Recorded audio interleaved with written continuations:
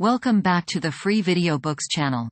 Today we're reading Chapter 1 of Frankenstein by Mary Shelley. Before we get started, why not like and subscribe? Now, sit tight and let's get into it. I am by birth a Genevese, and my family is one of the most distinguished of that republic. My ancestors had been for many years councillors and syndics, and my father had filled several public situations with honor and reputation. He was respected by all who knew him for his integrity and indefatigable attention to public business. He passed his younger days perpetually occupied by the affairs of his country. A variety of circumstances had prevented his marrying early, nor was it until the decline of life that he became a husband and the father of a family. As the circumstances of his marriage illustrate his character, I cannot refrain from relating them. One of his most intimate friends was a merchant who, from a flourishing state, fell, through numerous mischances, into poverty. This man, whose name was Beaufort, was of a proud and unbending disposition and could not bear to live in poverty and oblivion in the same country where he had formerly been distinguished for his rank and magnificence. Having paid his debts, therefore, in the most honorable manner, he retreated with his daughter to the town of Lucerne, where he lived unknown and in wretchedness. My father loved Beaufort with the truest friendship and was deeply grieved by his retreat in these unfortunate circumstances.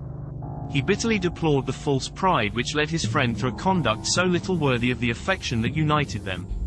He lost no time in endeavoring to seek him out, with the hope of persuading him to begin the world again through his credit and assistance.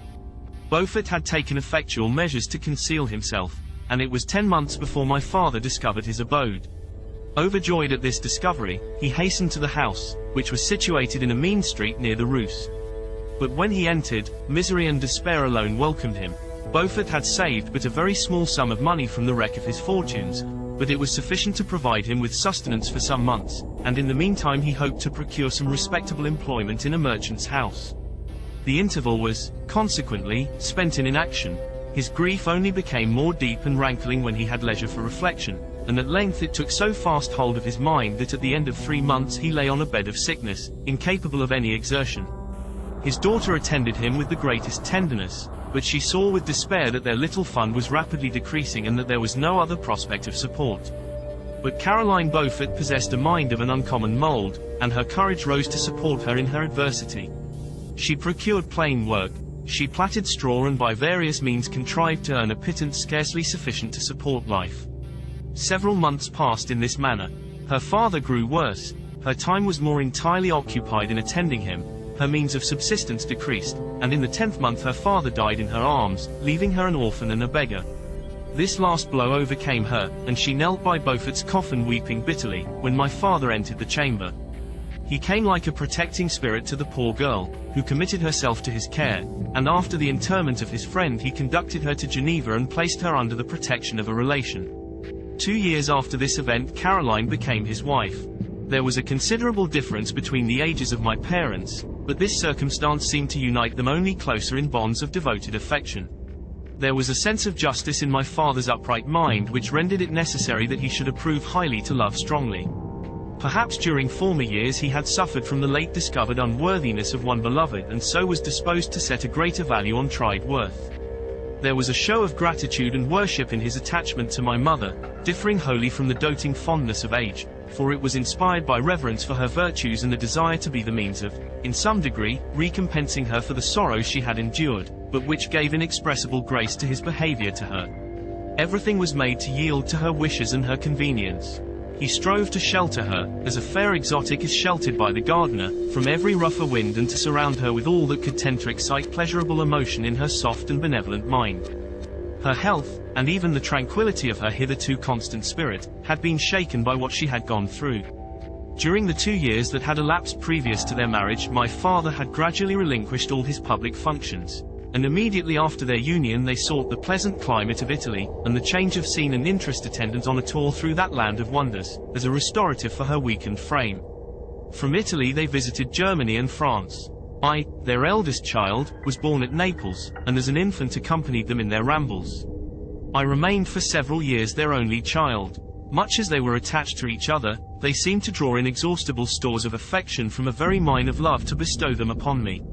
My mother's tender caresses and my father's smile of benevolent pleasure while regarding me are my first recollections. I was their plaything and their idol, and something better their child, the innocent and helpless creature bestowed on them by heaven, whom to bring up to good, and whose future lot it was in their hands to direct to happiness or misery, according as they fulfilled their duties towards me. With this deep consciousness of what they owed towards the being to which they had given life, added to the active spirit of tenderness that animated both, it may be imagined that while during every hour of my infant life I received a lesson of patience, of charity, and of self-control, I was so guided by a silken cord that all seemed but one train of enjoyment to me. For a long time I was their only care. My mother had much desired to have a daughter, but I continued their single offspring. When I was about 5 years old, while making an excursion beyond the frontiers of Italy, they passed a week on the shores of the Lake of Como. Their benevolent disposition often made them enter the cottages of the poor. This, to my mother, was more than a duty. It was a necessity, a passion remembering what she had suffered, and how she had been relieved for her to act in her turn the guardian angel to the afflicted. During one of their walks a poor cot in the foldings of a veil attracted their notice as being singularly disconsolate, while the number of half-clothed children gathered about it spoke of penury in its worst shape.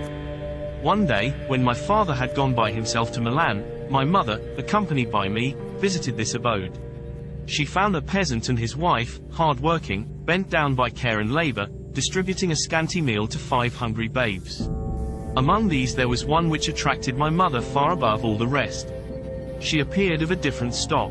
The 4 others were dark-eyed, hardy little vagrants. This child was thin and very fair. Her hair was the brightest living gold, and despite the poverty of her clothing, seemed to set a crown of distinction on her head. Her brow was clear and ample, her blue eyes cloudless, and her lips and the moulding of her face so expressive of sensibility and sweetness that none could behold her without looking on her as of a distinct species, a being heaven-sent, and bearing a celestial stamp in all her features. The peasant woman, perceiving that my mother fixed eyes of wonder and admiration on this lovely girl, eagerly communicated her history. She was not her child, but the daughter of a Milanese nobleman. Her mother was a German and had died on giving her birth. The infant had been placed with these good people to nurse. They were better off then.